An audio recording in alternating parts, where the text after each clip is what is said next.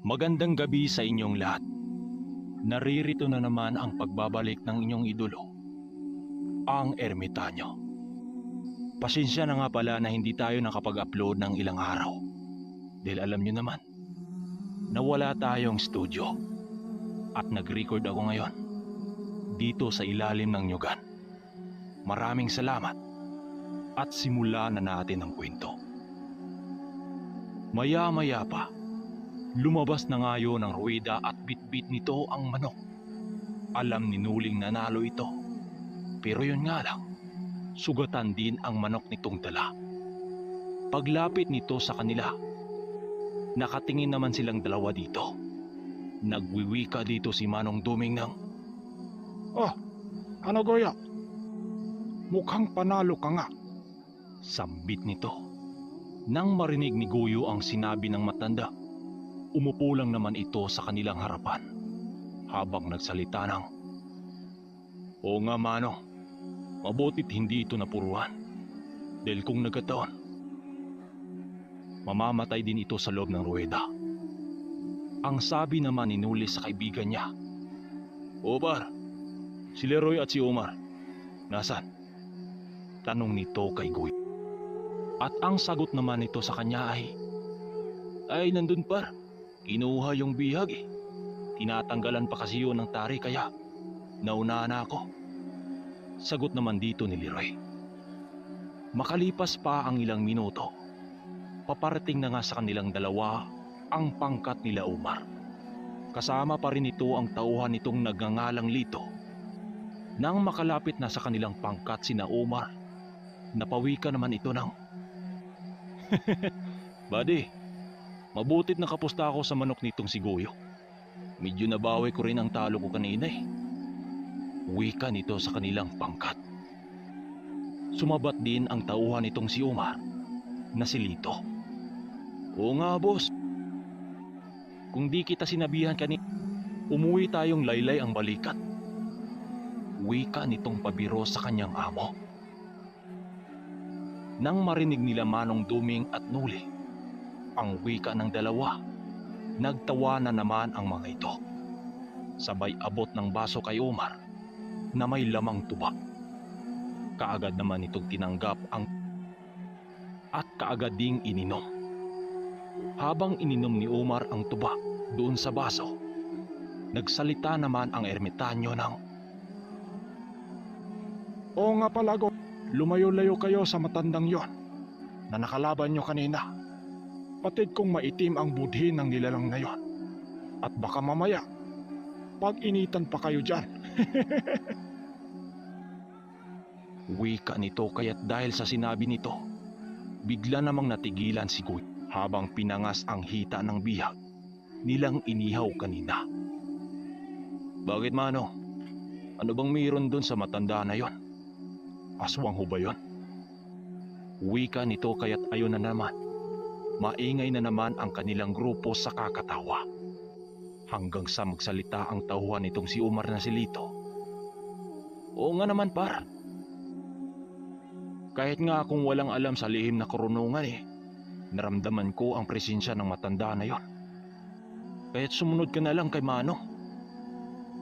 Wika nito kay Goyo. Kaya't tumango na lang itong si Goyo dahil dalawa na ang nagpapayo sa kanya. At makalipas pa ang ilang minuto, meron silang nasisipat na mga panauhin na bago sa kanilang paningin. Sila lang din ni Nuli at ermitanyo ang nakapansin sa grupong yon. Bali na sa 5 ang bilang nito at ang isang lalaking matanda na may sombrerong gawa sa nito. Nakasakay ito sa mga kabayo na may hawak na bayong nagawa sa rumblon. Maigi itong tinitigan ni Nuli dahil pamilyar sa kanya ang grupong yon. Nung kwininto sa kanya noon ang ama ni Omar, pagbaba ng mga ito sa mga kabayo, biglang kinilabutan itong si Nuli. Nang makaramdam siya ng presensyang napakatalas na panig din sa kanan. Kagaya niya, kaagad inilabas ng mga ito ang 4 na tandang na purong mga mistiso. At sa madaling salita, Hindi ito purong Texas na panlaban na manok. Kaya't napatapik siya kay Manong Duming habang nangungusap sa kanyang isipan. Tumayo silang dalawa habang nagkunwaring iihi lang muna. Naiwan ang kanilang mga kasama doon sa inuman habang masayang nag-inuman doon. Habang naglalakad sila ni Manong Duming, nagwika siya dito ng, Manong, kilala niyo ho ba ang grupong yan? Tanong niya sa ermitanyo.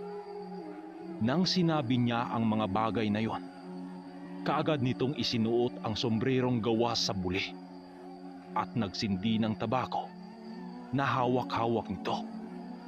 At maya-maya pa, nagwika naman ito ng, Oo, namukhaan ko nga ang isa sa mga yon. Yung kagaya kong matanda rin. Sapagkat sabay kaming nag-aaral sa poder ng mga ermitanyo noon. Yun nga lang, magkaiba kami ng maestrong nagtuturo sa amin. wika nito kay Nuli. At nang marinig ito ni Nuli, halos naman tumindig ang mga balahibo niya. Dahil hindi niya lubos akalain na isang ermitanyo din ang kasama ng grupong yon. At mas lalo pa siyang nagulantang nang itinuro ni Manong Duming ang disipulong kasama ng matanda na yon. Yan, nakita mo ba ang isa sa mga yan? Sa palagay ko, malakas na antingero yan. Dahil nag-umupaw sa katawan nito ang mutyang hindi ko pa matukoy kung anong uring mutya ang tanga ng mga ito. Pero mamaya, malalaman din natin yan. Wika nito sa kanya habang nakaupo sila sa likod ng maraming tao na may hawak na mga manok. Kapag pangkaraniwang manok lang ang dala mo, pag-agawan ka dahil mga malalakas na lahi ang inilaban sa lugar na yon. Pinagkumpula ng mga sabungero ang grupong yon sa pag-aakalang kaya nila itong pauwiin. Dala-dala ang mga bayong na walang laman. Sa 4 na manok na dala ng grupong yon, kinasahan ng mga sabungerong dayo din. Subalit wala silang kaalam-alam na mga bunggaitang mananabong ang kanilang nakarap. Pilit nilang dalawang ikinubli ang mga karga nila sa katawan para hindi sila maramdaman ng mga kapwa nila bunggaitan din. Nang medyo makalapit na sila sa grupong yon, doon nila narinig ang lingwaheng ginagamit ng mga ito. At ang lingwaheng yon ay salitang Bisaya. Doon napagtanto nitong sinuli, doon sa grupong yon, na maaring sa Oriental ang pinanggalingan nito. Sa hindi nakakaalam, ang nakatira sa Negros Occidental ay halos purong Ilonggo pero may Bisaya din. Doon sa Negros Oriental naman, purong Bisaya. Bagamat iisa lang ang lupang tinitira ng mga ito, magkaiba ang salita namin. Balik tayo sa kwento. Yun nga, pumasok na sa ruweda ang dalawa sa grupong yon at tahimik lang ang mga ito. Ang nakalaban sa disipulo ng matanda ay ang tagabayang kilalang may mahusay na mga manok sa larangan ng sabo. Habang pinagmasdan nilang dalawa ang magaganap, nagwika naman si Manong Duming ng, Sige, pagmasdan mo iho ang magaganap. Kahit riribansan ang mga yan, hindi ito atras. Lalo na't hindi sila kilala sa lugar na ito. At hindi nga nagkamali si Manong Duming. Dahil sa unang bitaw sa manok, kaagad pinatumba ng manok sa grupong yon ang nakalabang tagabayan. Maaring sugal talaga ang hanap ng mga ito doon sa lugar nila Nuli. At maya-maya pa, muling ipinasok ang pangalawang manok ng grupong yon doon sa loob ng ruweda. Medyo natagalan na naman ang sultada dahil wala gaanong pumusta doon sa pag-akalang tsamba lang ang nagagawa sa mga manok nitong hawak. Subalit ng pagbitaw na naman sa mga manok, nagulat ang lahat nang makita nilang kumalas ang kabilang pakpak ng kalabang manok. Hindi noon lubos akalain ng mga taong nanonood na sa kabila ng lahat na hindi maayos sa manok ang dala nito, pero ganon kabrutal ang nangyari sa kalaban. At maya-maya pa, grabing sigawan ng mga taong nanonood nang binilangan na lang ang kalabang manok dahil hindi na ito tumuka pa. Kaya't sa pangalawang laban nila ng grupong yon, panalo sila dahil may mga gamit silang mga mutya. Subalit ang hindi alam ng grupong yon, meron ding mga sabungerong naroroon na batikan sa larangan ng barang. Dahil ang nakatapat nila sa pang-apat na sultada ay ang nakaharap nila Noli noon na mga mangkukulam at may alam sa barang. Habang nasa loob ng ruweda ang matanda at nung disipulo nito, kitang-kita nila ang pagpasok ng mambabarang at may kasamang dalawang lalaki nang siyang may hawak ng manok. Nababahala noon itong sinuli sa mga sasapiti ng grupong yon dahil hindi nila alam ang makaharap nila. Pero laking gulat nila noon nang nakaya ng grupong yon na tapatan ang abilidad ng kalaban nila. At gulat na gulat noon ang mga mambabarang nang nakaya ng grupong na yon na ibalik ang kulam at barang sa manok. At sa pang-apat na laban ng grupong yon, puro yun nakalusot.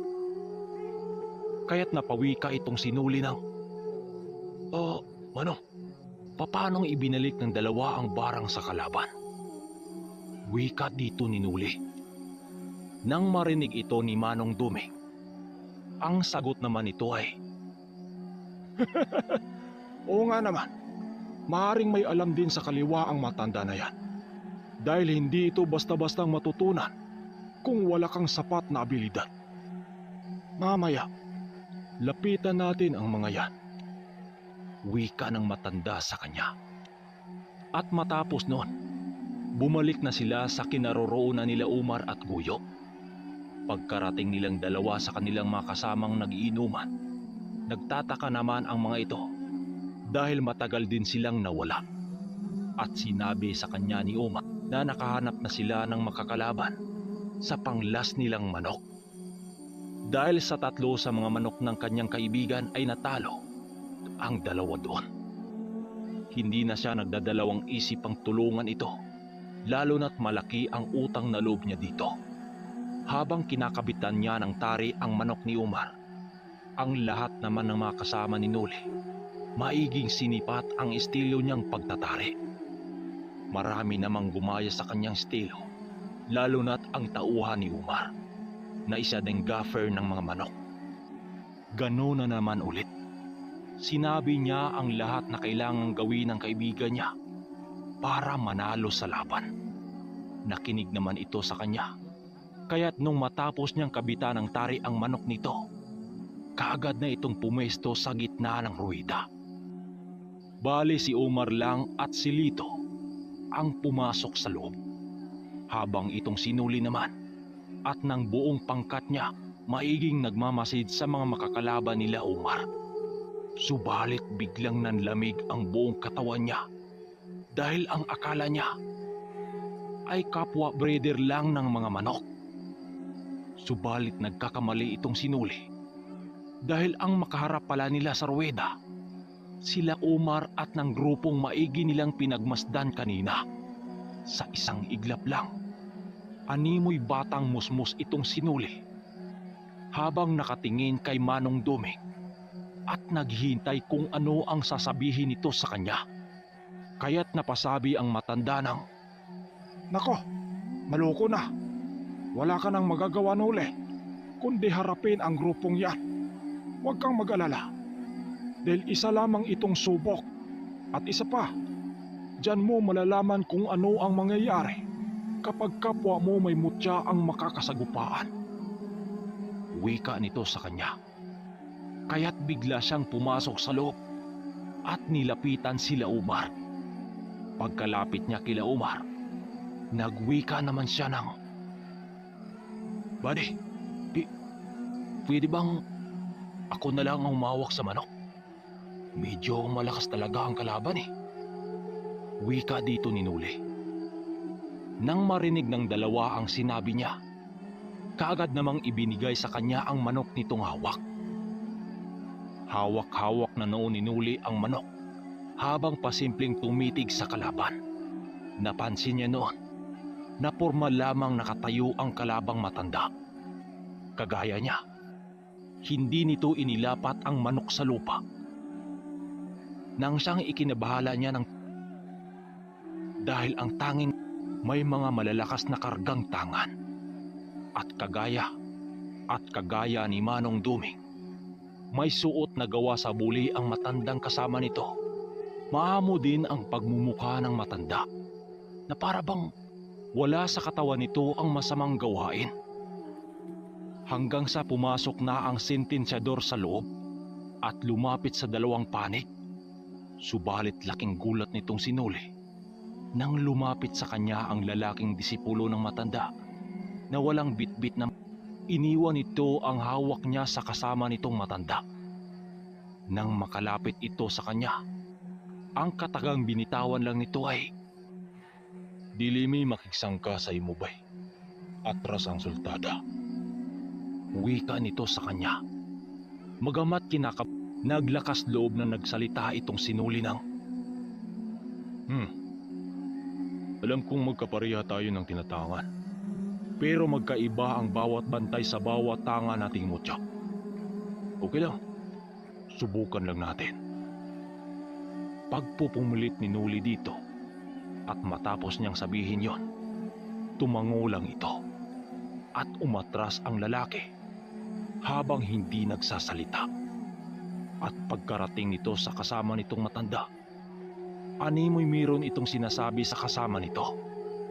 At maya-maya pa, nakita nilang lumabas ng ruwida ang kasama nitong matanda.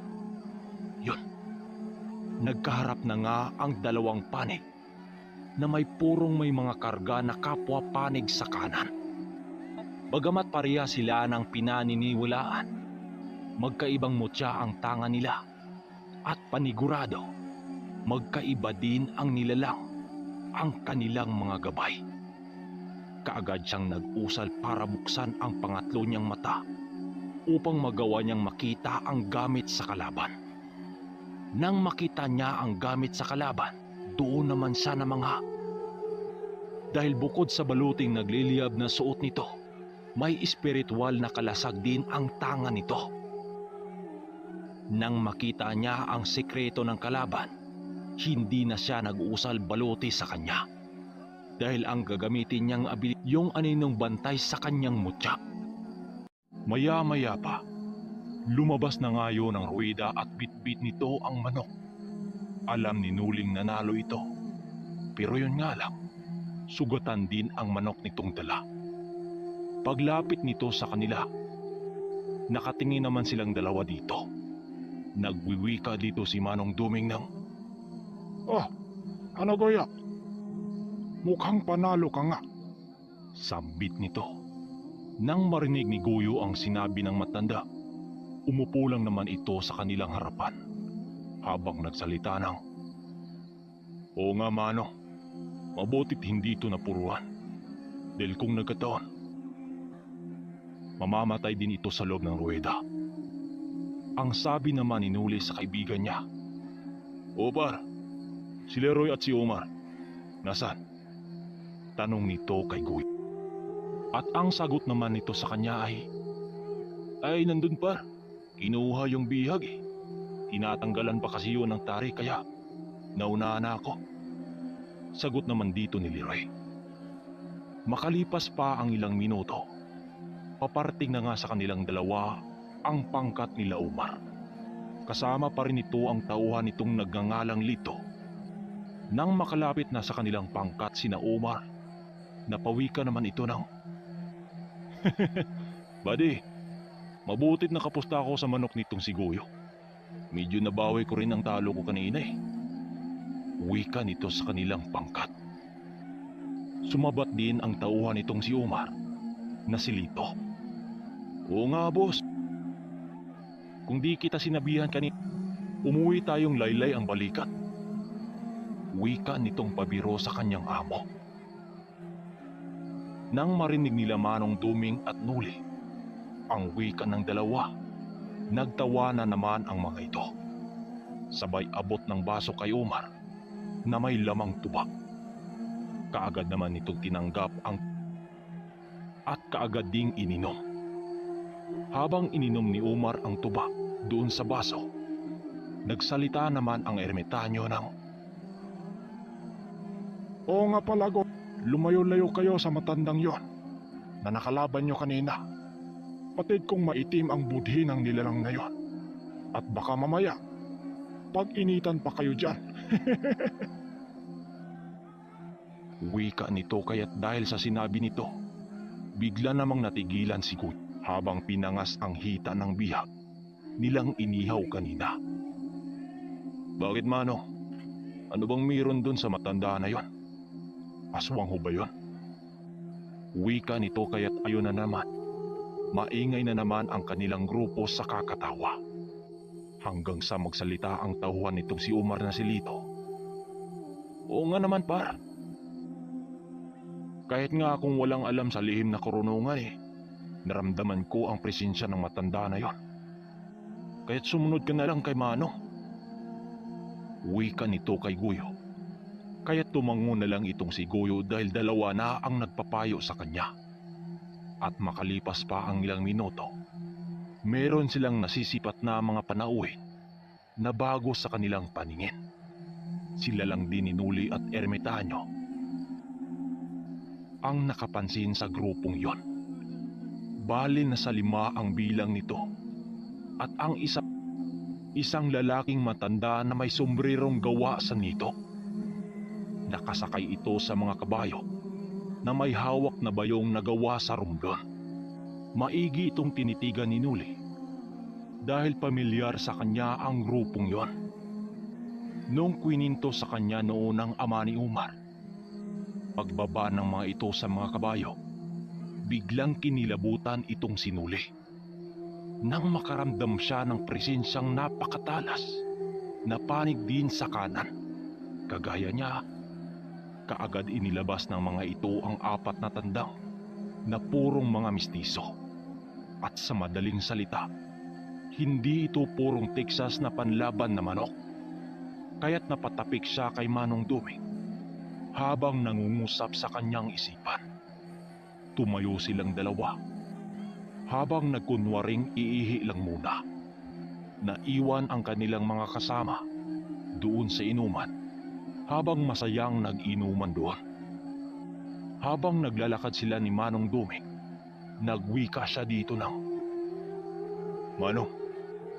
Manong, kilala niyo ho ba ang grupong yan? Tanong niya sa ermitanyo. Nang sinabi niya ang mga bagay na yon, kaagad nitong isinuot ang sombrerong gawa sa buli at nagsindi ng tabako na hawak-hawak nito. At maya-maya pa, nagwika naman ito ng, Oo, namukhaan ko nga ang isa sa mga yon. Yung kagaya kong matanda rin. Sabay kaming nag-aaral sa poder ng mga ermitanyo noon. Yun nga lang, magkaiba kami ng maestrong nagtuturo sa amin.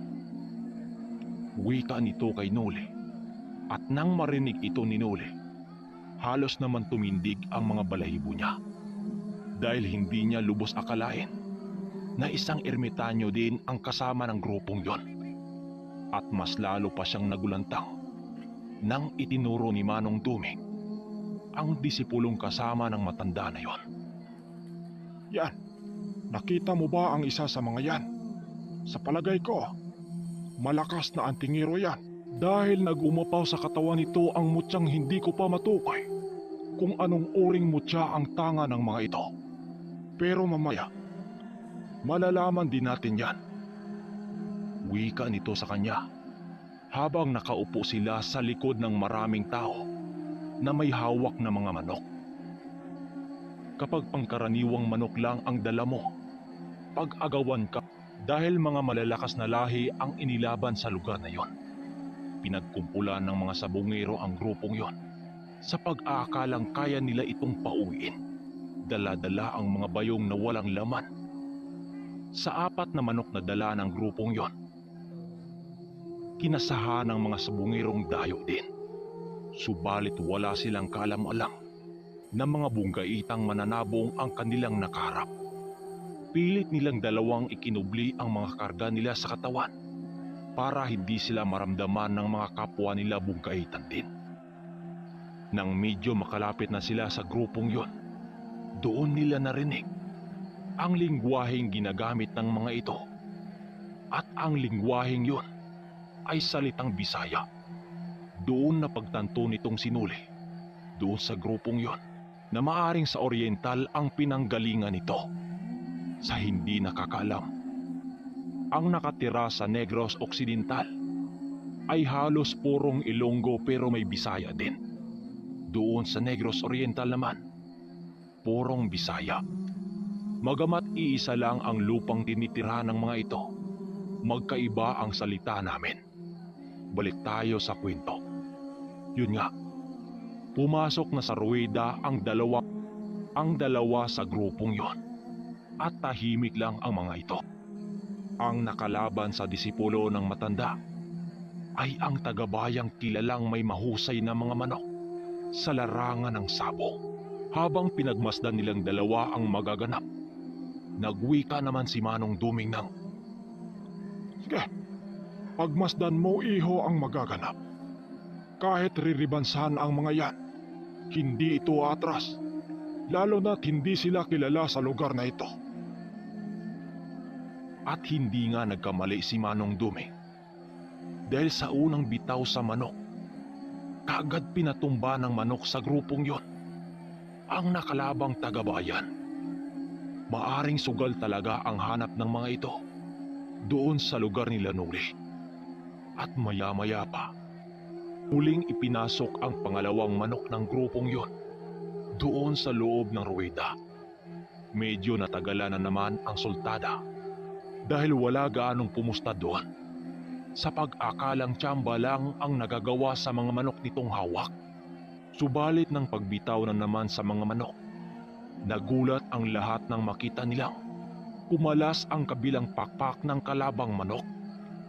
Hindi noon lubos akalain ng mga taong nanonood na sa kabila ng lahat na hindi maayos sa manok ang dala nito, pero ganon kabrutal ang nangyari sa kalaban. At maya-maya pa, grabing sigawan ng mga taong nanonood nang binilangan na lang ang kalabang manok dahil hindi na ito tumuka pa. Kaya't sa pangalawang laban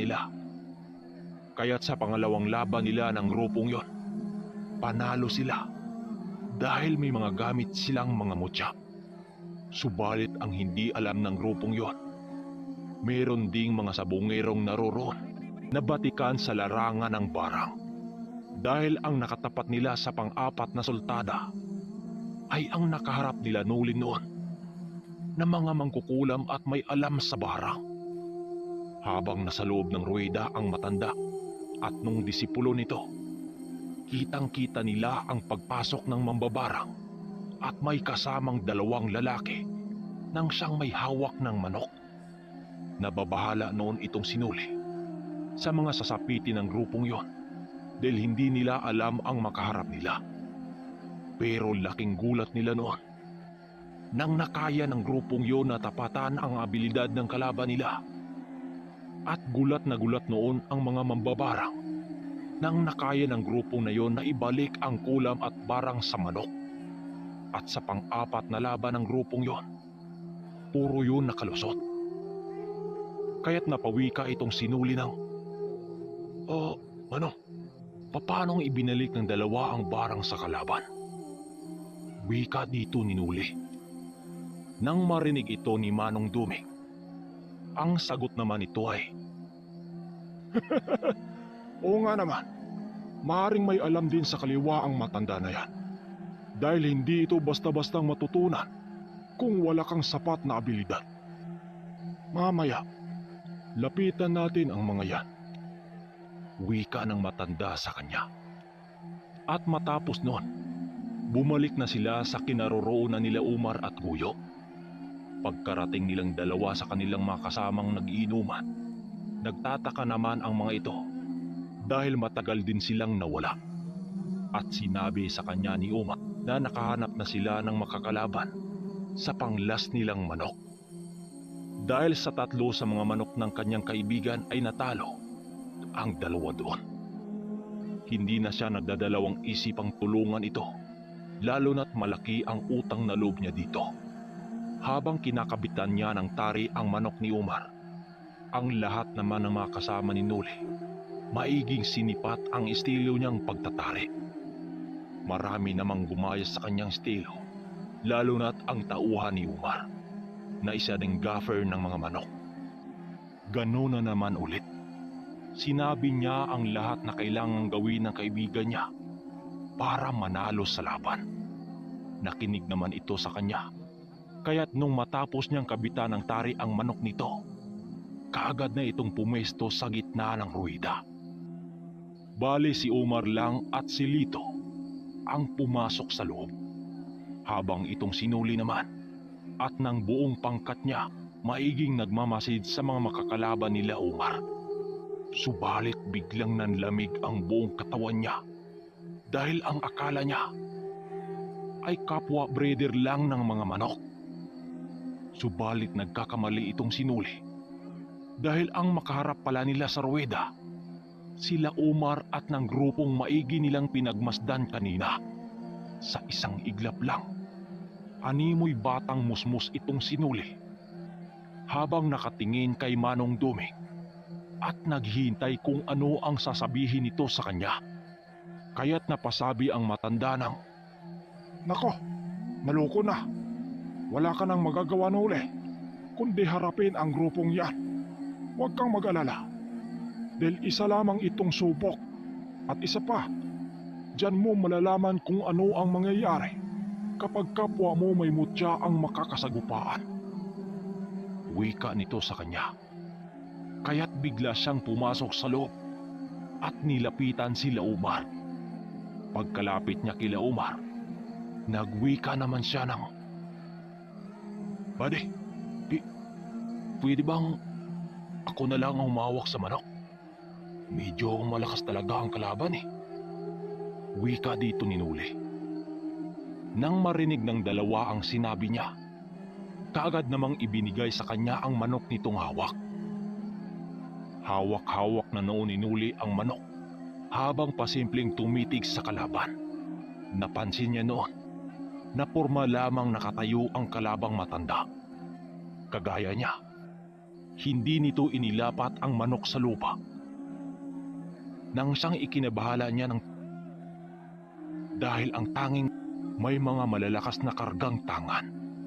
At kagaya ni Manong Duming, may suot na gawa sa buli ang matandang kasama nito.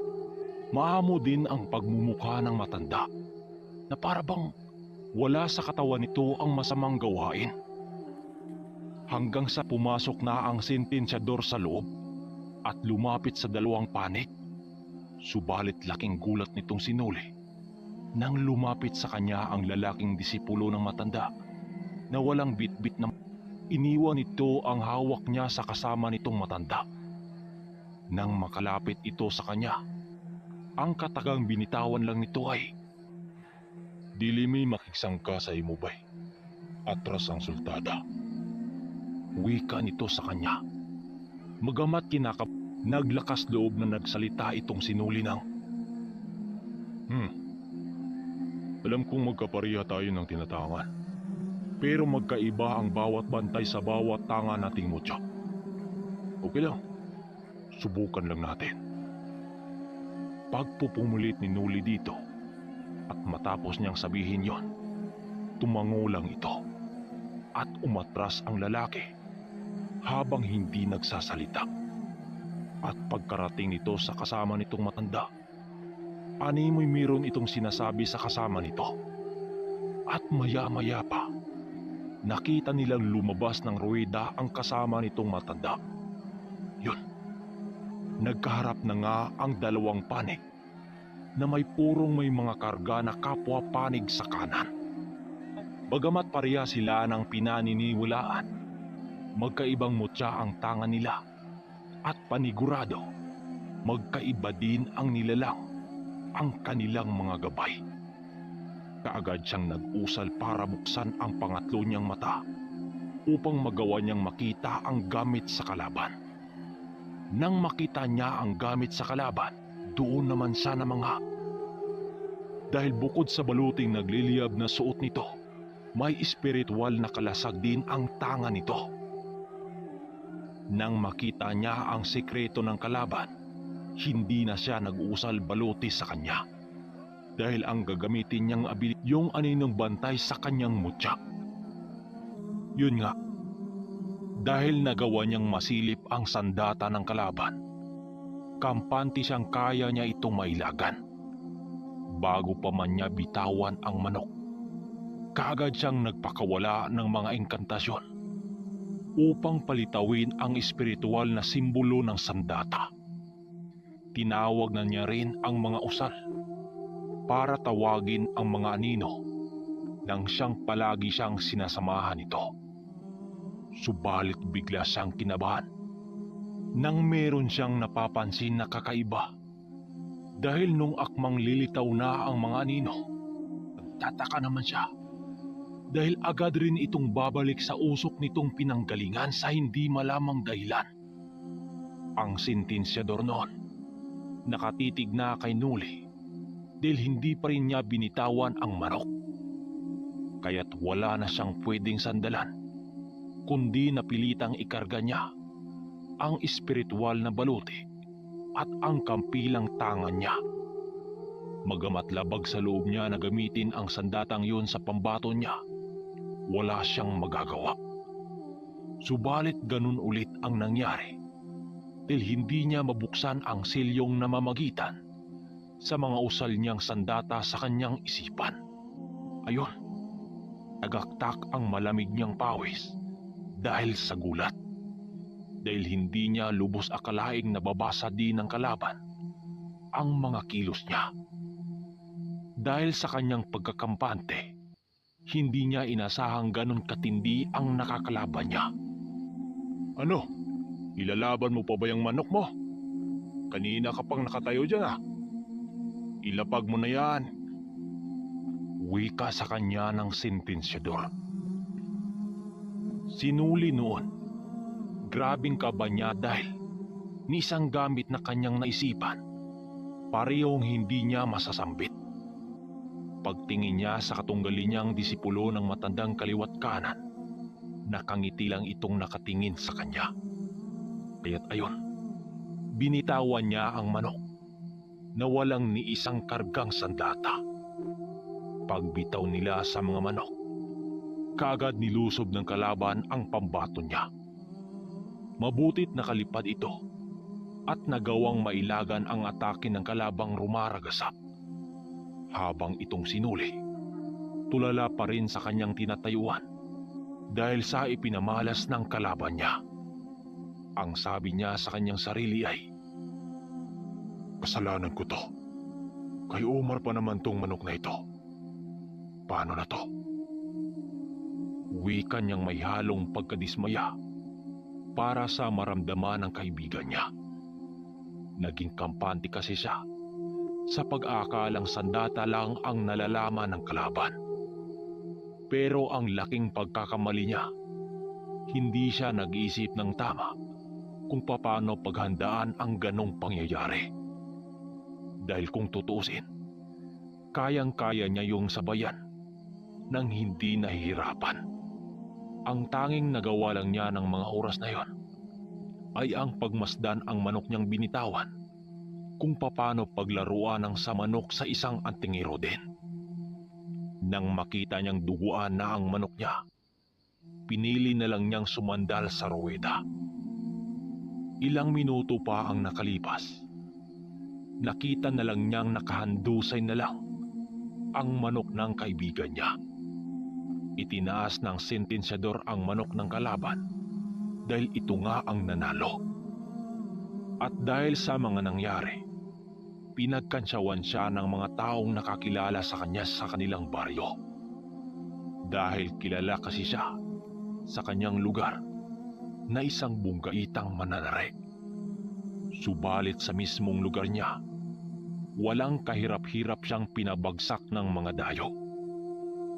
Paglabas niya ng ruweda, meron pa siyang naririnig ng mga ganito. Akala ko naman, malalakas ang mga manok na hawak mo. Bakit? Pidayo lang, tinalo ka lang. Wika ng ilang mga taong nakakilala sa kanya.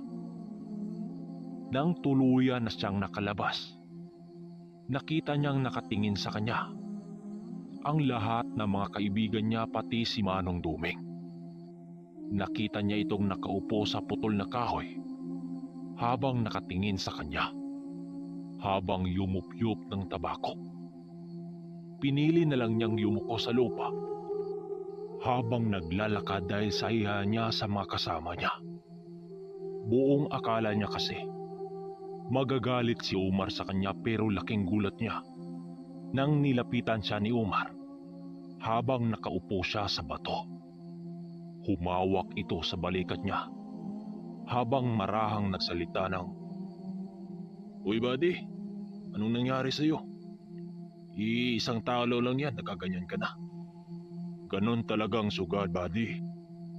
Kahit nga sa taltong manok namin ay puro talo, masaya pa rin kaming nagkakita tayo. Hindi na nga mabilang ang naipanalo mong manok sa lugar namin eh. Kaya't huwag kang malungkot, manok lang yan."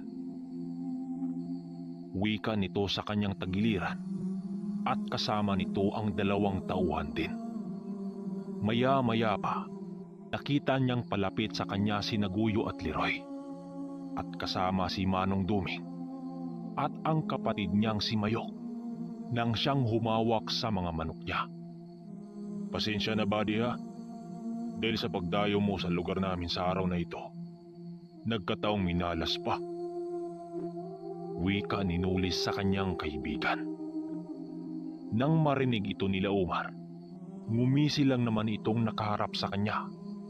At matapos nun, nagpaalam na sa kanya ang grupo nila Umar na sila'y bababa na ng bundok para umuwi na sa kanilang lugar. Mag-aalas 4 na kasi yun ng hapon at may mga dalang kabayo na kanilang sinasakyan din. Nang sila Guyo at Leroy at Manong Duming na lang ang kasama niya, marahan namang nagsalita si Guyo ng, "Uy par, anong nangyari sa'yo? Isang talo lang yan, nalulungkot ka na." "Di mo ba nabilang ang naitalang panalo mo sa lugar na ito? Kaya't huwag kang malungkot. Naintindihan namin yan ni Umar. Yun pa, kahit manok niya ang natalo sa huling laban, hindi pa rin naman magbabago ang tingin nun sa'yo. Kahit pinagkansyawa ng mga tao ang pagkatao mo, isipin mo, andito pa rin kaming mga kaibigan mo. Alam mo naman yung mga kamag-anak mong sa bungero din eh. Yung talo mo lang ang nababantayan nila, pero yung panalo mo, hindi nila nakikita." At nang marinig ito ni Nuli, nakatitig pa rin siya sa malayo dahil sa hiyang nararamdaman niya. At maya-maya pa, unti-unti nang nawala ang mga taong dayo sa kanilang lugar. Yung nakalaban niya kanina, naglaho yun sa sabungan na parang bula. Maya-maya pa, nagpaalam na rin sila Guyo na mauna na sila sa pag-uwi dahil meron pa silang magawain sa bahay nila. Ang kanyang kapatid naman, nakaupo lang ito sa tapat niya habang hawak ang mga bayong na naglalaman ng mga manok niya. Nang humupa na ang nararamdaman niya, nilapitan siya ni Manong Duming habang nakaupo siya sa isang tumba na isang puno ng kahoy. Tumabi ito sa kanya habang marahang nagsalita ng, "Ano Nole? Ba't ka nagaganyan? Na para bang hindi ka masaya?" "Oh, seryoso. Naintindihan ko ang nararamdaman mo. Normal lang yan sa isang taong nakaramdam ng pagkadismaya. Lalo na't labis kang pinagkatiwalaan ng isang tao. Pero hayaan mo, ganyan naman talaga." tugon nito sa kanya. At ilang minuto pa ang nakalipas. Sinabihan niya si Manong Duming na mauna na itong umuwi dahil tutungo pa silang dalawa ng kapatid niya sa bayan dahil mayroon silang bibilhin doon. Kaya't si Manong Duming na lang ang mag-isang umuwi. At yun na din ang nagdala sa mga manok niya papuntang farm nitong sinuli. Makalipas pa ang ilang minuto, nakarating na nga sila ng kapatid niya doon sa bayan. Angkas-angkas sa kanyang likuran si Mayok doon sa kabayo nilang sinasakyan. Nang mabili na nila ang kanilang hinahanap sa palengke, gabi na rin silang nakauwi. Dahil halos naubusan na ng produkto ang ibang tindero doon dahil nga pasara na ito. Kaagad din naman silang umakyat sa kabayo at bumalik sa kanilang lugar. Subalit ang hindi alam ni Nuri, yun ding oras na yon, magaganap ang digmaang hindi niya inasahan. Paglabas nila ng palengke, habang paakyat na ang kabayo nila sa bundok, may nalalanghap na naman siyang masangsang na amoy, na animoy nabubulok na karne. Kaya't mas lalo niyang pinabilis ang takbo ng kabayo dahil naramdaman niyang mayroong mga nilalang sa paligid na patuloy na sumusunod sa kanilang dalawa.